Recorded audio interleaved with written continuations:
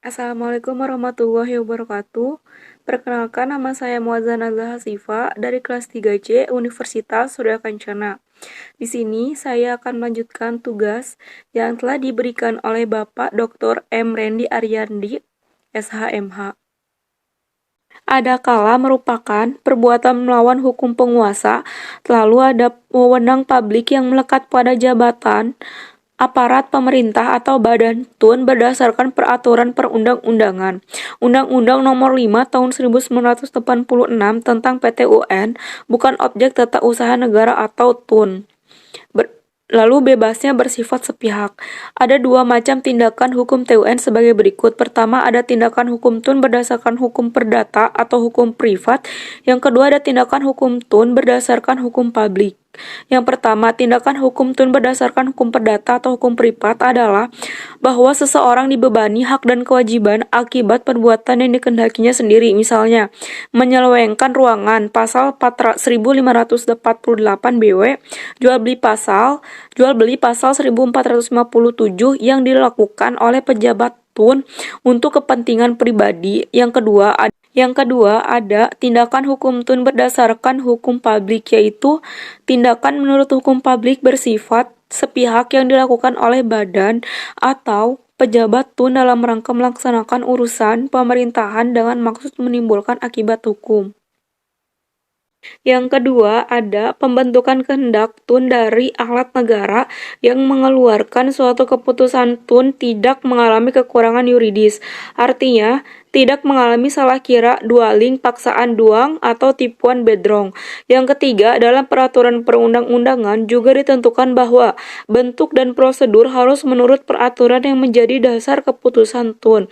Yang keempat, isi dan tujuan keputusan harus sesuai dengan isi dan tujuan yang ditentukan oleh peraturan dasar. Baik, mungkin itu saja yang dapat saya sampaikan. Mohon maaf bila ada kesalahan, dan saya akan lanjut lagi di next video. Assalamualaikum warahmatullahi wabarakatuh.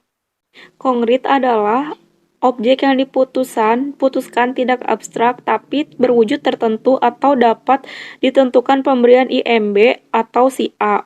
2. Individual, artinya keputusan tun tidak ditujukan untuk umum, tetapi tertentu baik nama, alamat maupun hal yang dituju. Bila yang dituju lebih dari seorang, maka tiap-tiap nama orang yang terkena keputusan itu harus disebutkan satu per satu. Yang ketiga ada final. Final artinya sudah definitif. Tidak lagi memerlukan persetujuan atasan karenanya dapat menimbulkan akibat hukum. Lalu ada berdasarkan peraturan perundang-undangan yang berlaku. Ada pertama, kedua, ketiga, dan keempat. Yang pertama ada pejabat tun membuat penetapan itu harusnya mendapat wewenang dari undang-undang yang berlaku baik secara atribusi, delegasi maupun mandat. Lalu ada Undang-Undang Nomor 5 Tahun 1986 tentang PTUN. Keputusan tata usaha adalah suatu penetapan tertulis yang sangat dilakukan oleh badan atau pejabat atau usaha negara tun, yaitu berdasarkan peraturan perundang-undangan yang berlaku dan bersifat konkret. Individual dan final, yang menimbulkan akibat hukum bagi seseorang atau badan hukum perdata sebagai objek PTUN. Undang-Undang Nomor 5 Tahun 1986 penetapan tertulis yang dapat digugat ke pengadilan tun dengan syarat harus berdasarkan peraturan perundang-undangan yang berlaku dan bersifat konkret. Individual dan final sehingga menimbulkan akibat hukum bagi seseorang atau badan hukum perdata dengan penjelasan sebagai berikut. 1. Ada konkret, individual, dan final.